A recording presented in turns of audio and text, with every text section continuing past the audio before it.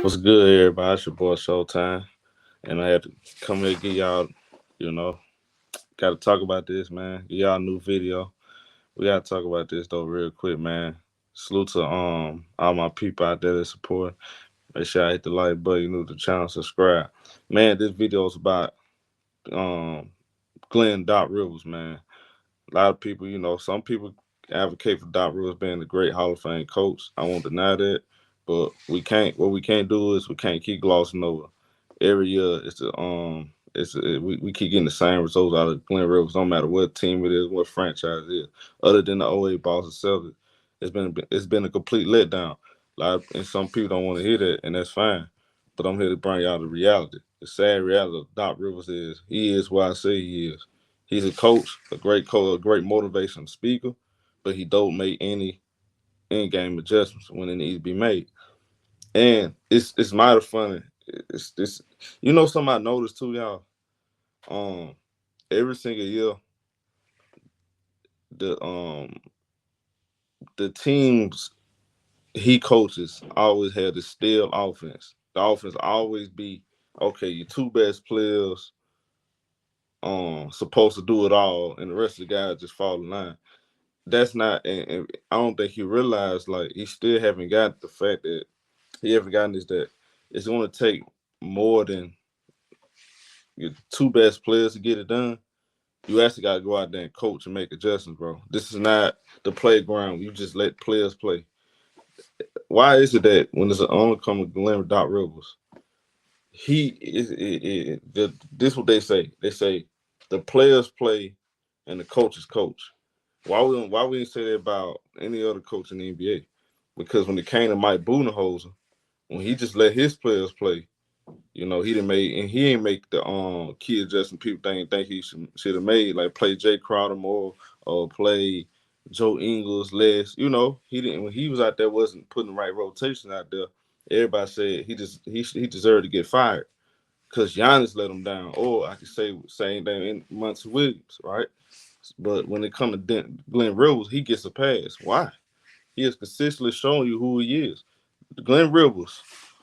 I mean, look at this. Since 2003, he showed you even before the '08 run, Celtics run, that he is bound to fold in the playoff series because of lack of adjustments.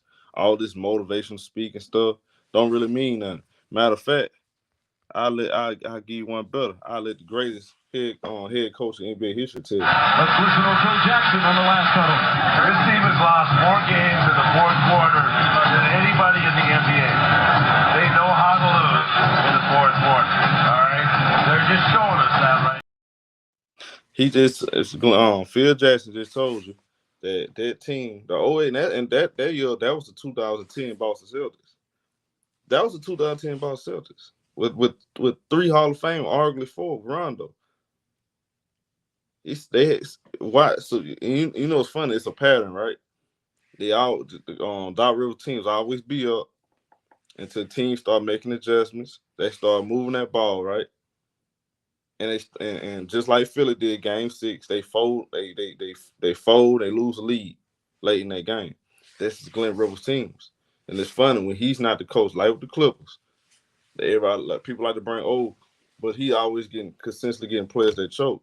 Okay, all right, fine. You want to say that? All right, let me hit you with this. The Clipper team, top heavy. Kawhi was doing everything until Denver started making adjustments. They putting 2 and 3 people on Kawhi.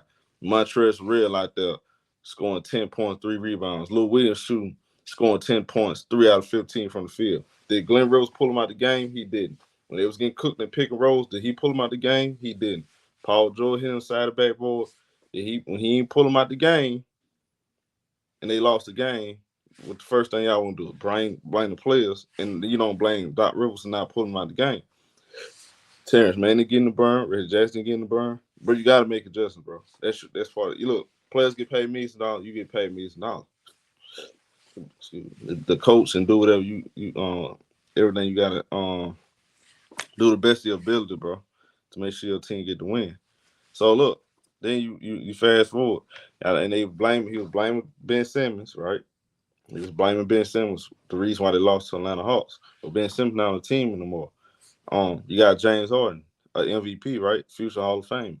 That ain't good enough. And it seems like to me, James Harden don't seem to agree that he's. Uh, Take it what you want. He don't seem to agree that Glenn Rivers the answer either, or maybe James Harden just won't out. We'll talk about that. When you got here, you said that one of the reasons you wanted to come, if I'm not mistaken, was Doc.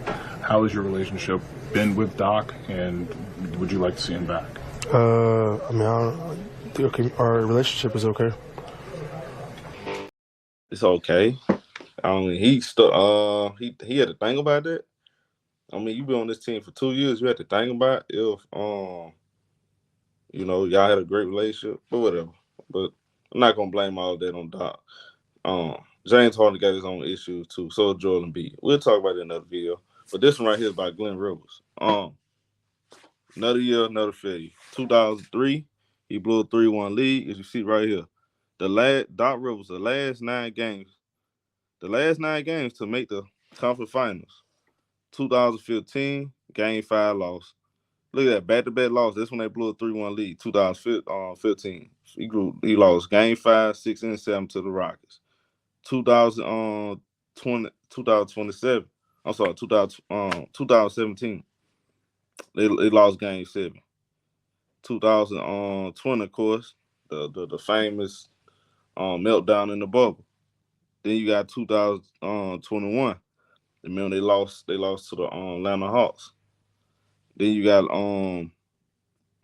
the team just past last. We just saw. I mean, they was up 3-2, and he lost the game. And it's the same stuff, bro. Same stuff. Now, this is the part I don't understand right here. Especially when Doc Rivers, he always come up with I'm disappointed. Well, somebody that Doc Rivers brought this up before too. He brought this up that this team right here is more compared to Boston than the Clipper team because they supposedly got along and they cooperated, right? Now, I don't know if y'all remember this, but I play this part for you. Some people might not. Hey, we did a video on this. I'll play it for you, though. You've had teams like this, right? You've had star groups before, and you've had star groups where you've gone on to win it all, and you've had star groups where you've fallen short, right? I'm looking at Boston. I'm looking at Los Angeles. What group does this one that you have right now, does it feel more similarly to one or another? That's a great question. I would say definitely more leaning towards Boston than the Clippers, and not trying to take anything away from that team. That team was never going to win. When you look back at it, we just didn't get along well enough as a group, and you can't win without cooperation. That's the only way you can win. You say you can't win without cooperation. So, one of Doc Rivers' former players that play under him, and a lot of guys got an issue with Doc Rivers, man. A lot of these players do.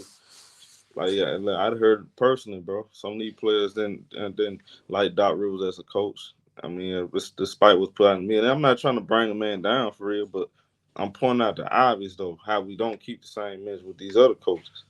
Because and it's funny, like he had a meltdown in the bubble. They blame the players on the Clippers, right? But Tyronn Lue, a guy that was under him, took over the team and they went straight to the West Conference Finals. And I think they would have won a championship if Kawhi didn't get hurt. Let's just keep it real. But all right, so look, JJ Redick come back, right? He remembered what Doc Rivers said. He said, "Hey, we didn't get along on the Clippers. That's why we didn't win, because we didn't cooperate." So JJ Redick said, "I wonder if they cooperated." That's funny to me. You know, that's just what it is. And Doc Rivers, man, you know, I mean, like I said, bro, the motivation speakers, speeches, Martin Luther King speeches. I had a dream that one day we should win a championship and get along. Yeah, that's fine, but you gotta throw some adjustments in there too, right? Or I'll let Cameron tell you.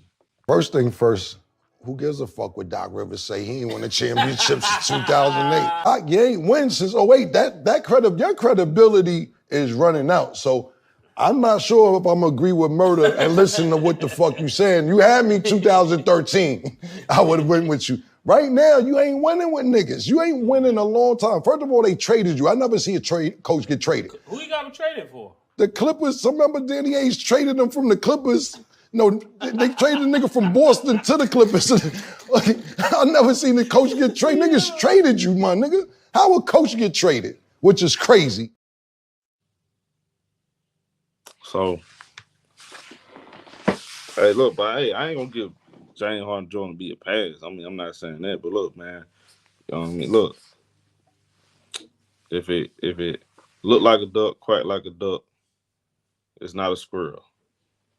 You get the message, bro. Hit the like button. Let me know what y'all think in the comment section. I'm out.